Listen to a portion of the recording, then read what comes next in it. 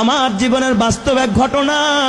বগুড়ায় কয়েক মাস আগে আমার এক মাহফিল শেষে যখন ছাত্রদেরকে পাগড়ি প্রদান করতেছিলাম, হাফেজ ছেলেরা পাগড়ি নিতেছিল, নাম বলতেছে এক এক ছেলের মাথায় আমরা পাগড়ি পড়াচ্ছিলাম, আলেম ওলামারা সহ। হঠাৎ এক ছেলের নাম বলতেছে মুআজ রহমাতুল্লাহ আলাইহি, নাম বলছে কিন্তু দেখি কোনো ছাত্র সামনে নাই। কিরে মুআজ কই? কয় হুজুর মুআজ তো মারা গেছে। তাইলে নাম কেন পড়লেন? পাগড়ি কারে দিমু? কয় হুজুর পাগড়িটা হাতায়া দেন, মুআজের মা পর্দার আড়ালে বসে আছে, সেখান থেকে পাগড়ি গ্রহণ করুন। প্রত্যেকটা মানুষের দিল নরম হয়ে গেছে। পাগড়িটা হাতায়া একটা ব্যাগে দেওয়া হলো, ছোট্ট একটা বাচ্চা নিয়ে মুআজের মার কাছে পৌঁছায়া দিল।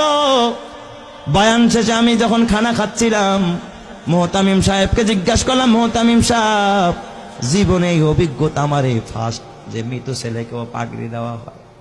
এই কথা বলতেই মুহতামিম সাহেব দেখে কাঁদতেছে, বড় হাফেজ সাহেব পাশে বসা, সেও কাঁদতেছে। আমি কই কাঁদেন কেন? কয় ওস্তাদ, এই মুআজ হলো আমার মাদ্রাসার 1 নম্বরের ছাত্র, আমাদের সম্পদ ছিল। আমার ছেলের জন্য আমার এত মায়া লাগে না যতটা মায়া আমার এই মুআজের জন্য।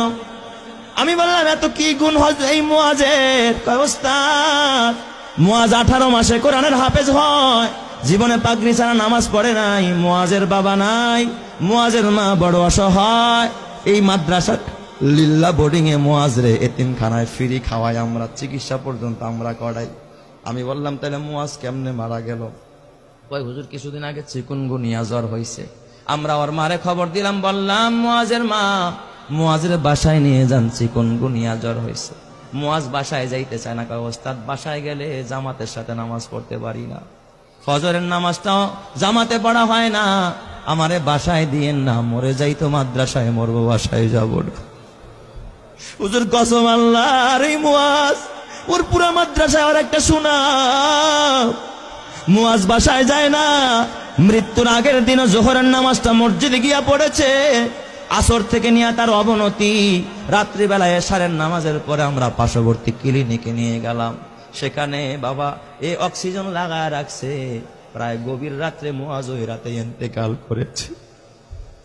হুজুর মুআজ ইন্তেকাল করেছে, আমরা স্তব্ধ হয়ে গেছি। মুআজের দাফনটা আমাদের মাদ্রাসার গেটের পাশে মাদ্রাসার কবরস্থানে আমরা করেছি। হুজুর আমি বললাম তাহলে ঠিক আছে, মুআজ ইন্তেকাল করলো, তাহলে পাগড়ি কেন মুআজের মাকে দিতে হবে? কয় ওস্তাদ আপনি তো জানেন না। এই কথা বললাম, মুহতামিম সাহেব একটা ডেস্কের বয়ের টান দিয়ে একটা চিঠি বের করছে। কয় দেখেন এই যে পত্র পাঠাইছে মুআজের মা। আমি চিঠিটা খুইলা দেখি মুআজের মা লিখছে সংক্ষেপে, ওস্তাদ হাফেজ সাহেব সব ছাত্রকে পাগড়ি দিবেন, কিন্তু আমার কলিজার টুকরা, আমার কলিজা সেরা ধন মুআজরে পাগড়ি থেকে বঞ্চিত করেন না, আমার মুআজরে পাগড়িটা দিবেন। এই আবেদনটুকু করেছে। হাফেজ সাহেব মুআজের মারে ফোন দিয়া ব্যাখ্যা চাইলো কেমনে পাগড়ি দিব।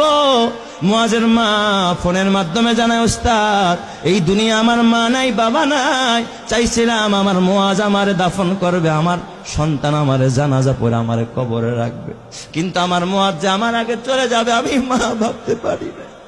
এই দুনিয়ায় এখন আর আমার কেউ নাই, দুনিয়া আমার স্বামী নাই, আমার মা নাই, বাবা নাই, আমার কলিজার টুকরা মুআজও চলে গেল। ওস্তাদ ওই পাগড়িটা আমি মা আমার মাথার কাছে দিয়া, মাথার নিচে দিয়া আমি প্রতি রাত্রে ঘুমাবো, আর আমি আমার ওয়ারেসকে বলে যাব, আমার ওয়ারেসেরা আমার মুআজ তো জানাজা পড়তে পারবে না, আমি মা যদি মারা যায় তোরা আমারে বাজারের কাফনের কাপড় দিয়ে আমারে কাফন পড়াবি না। আমার মুআজের যে পাগড়িটা মাদ্রাসা থেকে পাইছে, আমি মাকে আমার কলিজার টুকরার পাগড়িটা দিয়ে আমি মারে কাফন পরাই আনছি। আমি এই পাগড়িটা কাফনের কাপড় হিসাবে ব্যবহার করব, এই জন্য আমি শুধু পাগড়িটা চাই।